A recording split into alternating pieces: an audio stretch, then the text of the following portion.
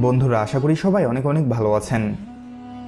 আজকে আমরা এশিয়া মহাদেশের একটি দেশ ইরাক সম্পর্কে জানব।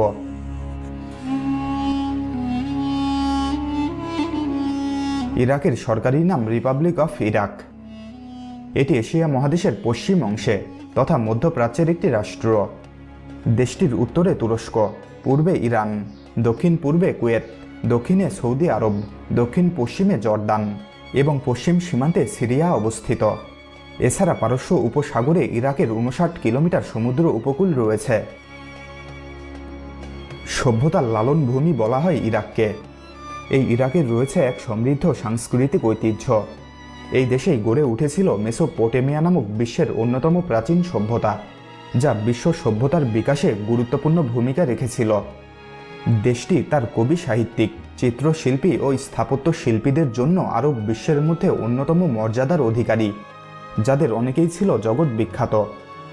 হস্তশিল্প, কার্পেট ইত্যাদি উৎপাদনে ইরাকের খ্যাতি রয়েছে বিশ্বব্যাপী। তবে বর্তমানে অর্বাচীন পশ্চিমাদের ভয়াল থাবায় দেশটি বিধ্বস্ত।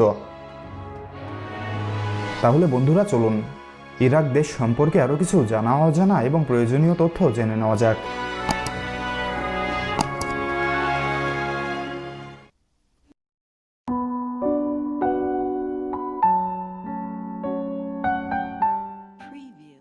এই অঞ্চলটি একসময় উরুক নামে পরিচিত ছিল।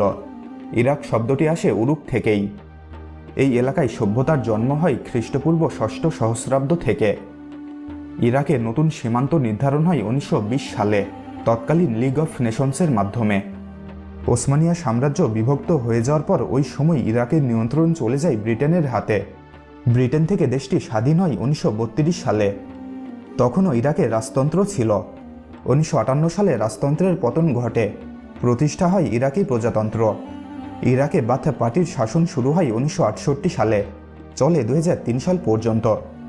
ওই সময় গণবিধ্বংসী অস্ত্রের ধোঁয়া তুলে ইরাকে অভিযান চালায় যুক্তরাষ্ট্র। ক্ষমতা থেকে বাথ পার্টির সেই সময়ের প্রেসিডেন্ট সাদ্দাম হোসেনকে সরিয়ে দেওয়া হয়। তারপর থেকেই দেশটিতে শুরু হয় আসল ধ্বংসযজ্ঞ। এখনও নানা জঙ্গি গোষ্ঠীর তৎপরতার কারণে দেশটি গৃহযুদ্ধ পরিস্থিতি থেকে বের হতেই পারেনি। 4,37,072 বর্গ কিলোমিটার আয়তনের এই দেশটিতে মোট জনসংখ্যা প্রায় 3,84,00,000। আয়তনের দিক দিয়ে এটি বিশ্বের 58তম দেশ। আরবি ইরাকের সরকারি ভাষা। ইরাকের 3/4 বেশি জনগণের মাতৃভাষা আরবি। আরবি ভাষার বাইরে ইরাকে বিভিন্ন ইরানীয় ভাষা প্রচলিত। এদের মধ্যে কুর্দি ভাষা সবচেয়ে বেশি প্রচলিত। ধর্মের ক্ষেত্রে দেশটিতে একক আধিপত্য ইসলাম ধর্মের। দেশের প্রায় শতভাগ মানুষ মুসলিম, তবে এদের মধ্যে 15 থেকে 20% সুন্নি মুসলিম এবং বাকি প্রায় 80% মানুষ শিয়া মুসলিম। বাগদাদ ইরাকের রাজধানী এবং বৃহত্তম শহর। দজলা নদীর তীরে অবস্থিত এই শহরটি 8ম শতাব্দীতে প্রতিষ্ঠিত হয়েছিল। আব্বাসীয় খিলাফতের আমলে এটি রাজধানীতে পরিণত হয়। প্রতিষ্ঠার অল্প সময়ের মধ্যেই বাগদাদ মুসলিম বিশ্বের এক গুরুত্বপূর্ণ সাংস্কৃতিক, বাণিজ্যিক ও বুদ্ধিবৃত্তিক কেন্দ্র হিসেবে বিকশিত হয়েছিল। সেই সময় শহরটি জ্ঞানের শহর হিসেবে বিশ্বব্যাপী খ্যাতি অর্জন করেছিল। 1938 সালে ইরাককে একটি স্বাধীন রাষ্ট্র হিসেবে স্বীকৃতি দেওয়ার পর বাগদাদ ধীরে ধীরে আরব সংস্কৃতির একটি উল্লেখযোগ্য অংশ হয়ে ওঠে। তবে সমসাময়িক সময়ে 2003 সালে ইরাক আক্রমণ এবং পরবর্তীকালে 2011 সালের ডিসেম্বর পর্যন্ত স্থায়ী ইরাক যুদ্ধের ফলে শহরটি অবকাঠামোগত বহু ক্ষতির সম্মুখীন হয়। যুদ্ধের ফলে সাংস্কৃতিক ঐতিহ্য এবং ঐতিহাসিক নিদর্শনগুলিরও যথেষ্ট পরিমাণে ক্ষতি হয়। ইরাকের জলবায়ু মূলত ঊষর। শীতকাল শুষ্ক ও ঠান্ডা, গ্রীষ্মকাল গরম, শুষ্ক ও মেঘহীন। উত্তরের পার্বত্য অঞ্চলে শীতকালে ভারী বরফ পড়ে। ইরাক মূলত মরুময় দেশ, কিন্তু দজলা ও ফোরাত নদীর মধ্যবর্তী অববাহিকার ভূমি উর্বর। নদীগুলো প্রতি বছর প্রায় 6 কোটি ঘনমিটার পলি বদ্বীপে বয়ে নিয়ে আসে। দেশটির উত্তরাঞ্চল পর্বতময়।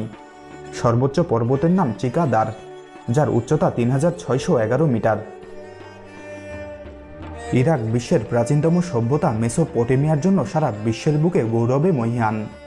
দজলা ও ফোরাত নদীদ্বয়কে কেন্দ্র করে খ্রিস্টপূর্ব 6000 বছর আগে গড়ে ওঠে এ সভ্যতা। বর্তমান আরব বিশ্বের ইরান, কুয়েত, তুরস্ক, সিরিয়া, জর্ডান প্রভৃতি দেশের অংশ বিশেষ এর অন্তর্ভুক্ত ছিল। যুদ্ধ বিধ্বস্ত ইরাকে পর্যটন শিল্প স্থবির হয়ে পড়লেও এতে পর্যটকদের জন্য অনেক আকর্ষণীয় স্থান আছে।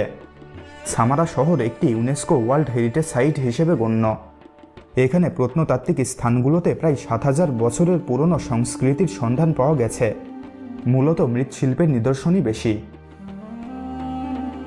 দজলার পশ্চিম তীরে অবস্থিত আরেকটি শহর আসুর ছিল আসিরীয় সাম্রাজ্যের এককালের রাজধানী। এখানকার মন্দিরগুলোর ধ্বংসাবশেষ পর্যালোচনা করে দেখা যায় এই স্থানটিতে প্রায় 5,000 বছর আগেও সম্ভবত সুমেরীয় সভ্যতার শেষ দিকে মানুষের বসতি ছিল।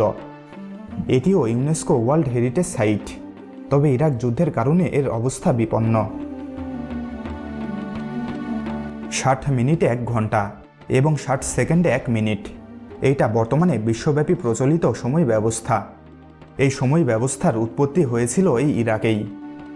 এছাড়াও প্রথম চাকার ব্যবহার, পৃথিবীর প্রথম মানচিত্রের ব্যবহার এবং একদম সঠিক ক্যালেন্ডারের প্রচলন সর্বপ্রথম এই ইরাকেই শুরু হয়েছিল। ছোটদের মধ্যে জনপ্রিয় গল্প আলিবাবা অ্যান্ড দ্য 40 থিপস, মানে আমরা যাকে বাংলাতে আলিবাবা এবং 40 চোরের গল্প বলে থাকি, তা কিন্তু এই ইরাকেই প্রায় 1000 বছর আগে রচিত হয়েছিল। ইরাকের অর্থনীতি অতিমাত্রায় তেলের ওপর নির্ভরশীল। দেশটির মোট বৈদেশিক আয়ের 97% আসে অপরিশোধিত তেল রপ্তানি করে। সৌদি আরব এবং ভেনেজুয়েলার পর ইরাক বিশ্বের 3য় বৃহত্তম তেল সমৃদ্ধ দেশ। দেশে তেলের মজুদের পরিমাণ প্রায় 143 বিলিয়ন ব্যারেল। এছাড়াও দেশটিতে প্রচুর পরিমাণে খেজুর এবং মধুও উৎপাদিত হয়। তবে পশ্চিমাদের আগ্রাসনের কারণে আজ দেশটির অর্থনীতি মুখ থুবড়ে পড়েছে। ইরাকের সরকারি মুদ্রা ইরাকি দিনার। বাংলাদেশে 1 টাকা সমান প্রায় 14 ইরাকি দিনার এবং 1 ভারতীয় রুপি সমান প্রায় 15.86 ইরাকি দিনার। দেশটির মোট জিডিপি প্রায় 250 বিলিয়ন মার্কিন ডলার এবং মাথাপিছু আয় প্রায় 6116 মার্কিন ডলার। ইরাকের ডায়ালিং কোড হচ্ছে +964। তাহলে বন্ধুরা আজকে